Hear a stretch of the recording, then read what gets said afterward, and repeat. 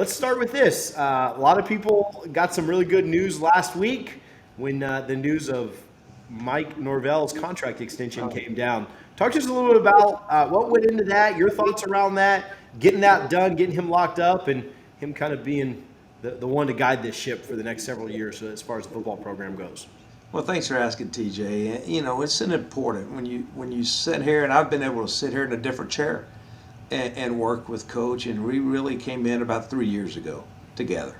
Pretty much, I came in a little bit after him, and just seeing how the program has grown in those 3 years. Everything from the culture to him putting his core values into the program, to the decisions he makes, to how authentic he is with the type of players he's recruiting and the high character of players that he's recruiting here, and the high character people he has around him in his coaching staff. So you've been able to sit back and observe, evaluate, assist, all the adjectives above, but really be close to what's going on in the program and to see the strides that have been made that truly a lot of people don't see. Yeah, you see the success on the field, and you see the work in the classroom the guys are doing. We had the highest GPA in team history in the fall, which in my mind is really unheard of during a season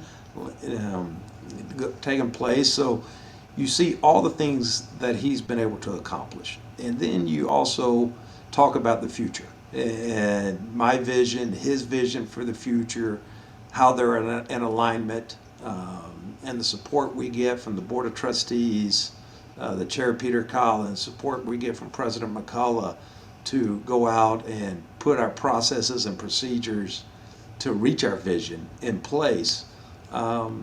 It really was a no-brainer. You see the success, you see how he fits this community, you see how we're in alignment together in everyday discussions about the future of the program, the future of what we're able to build here, and just sitting out and talk to him. He wants to be in Tallahassee, and we want him here for a long time because it's not only is the on the field success, it's the off the field success. Because at the end of the day, we're educators, and we're grooming young adults, these men, to go out and contribute to society, and no one is doing that better, I say, in any coach I've been around, of installing the proper core values and characteristics into a program than Coach Norvell.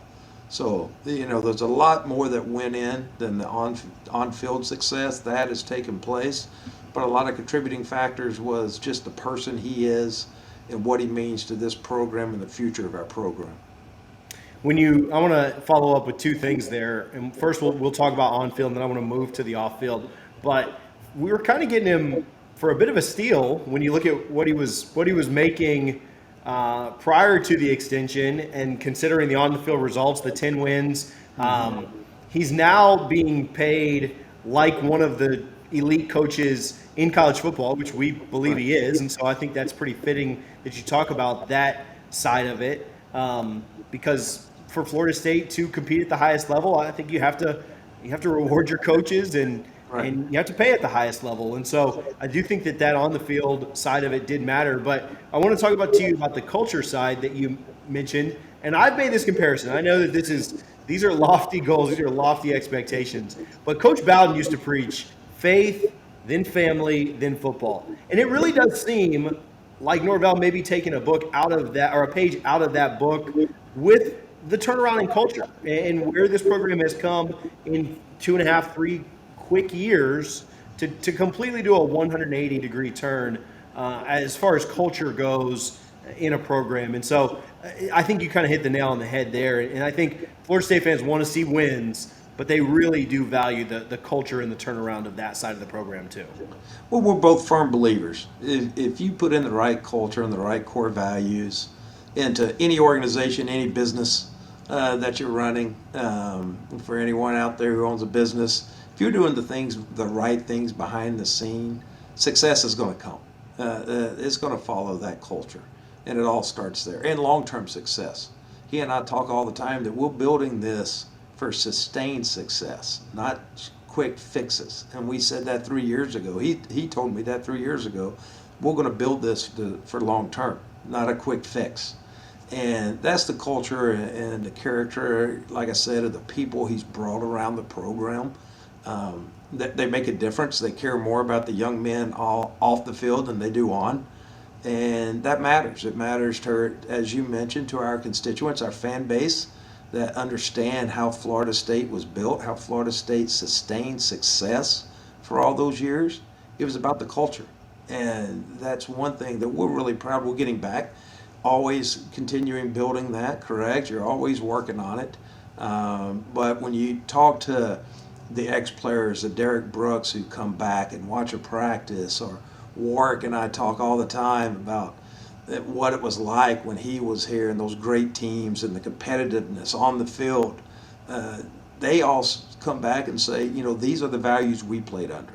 Now they may be a little different, but the core values and the culture and because we're in a different time and age and young men, but it's about providing them the resources and the high character men to learn from, because these are the most impressionable time in these young men's lives. Any student athlete, you hear me talk about that all the time, whether it's softball, soccer, whatever. We're here to make a difference because this is the most impressionable time in someone's life, and to my opinion, is their college experience. Is when they set their values, their philosophies, and go out and contribute and have a meaningful career and just contribute to whatever community they're living in.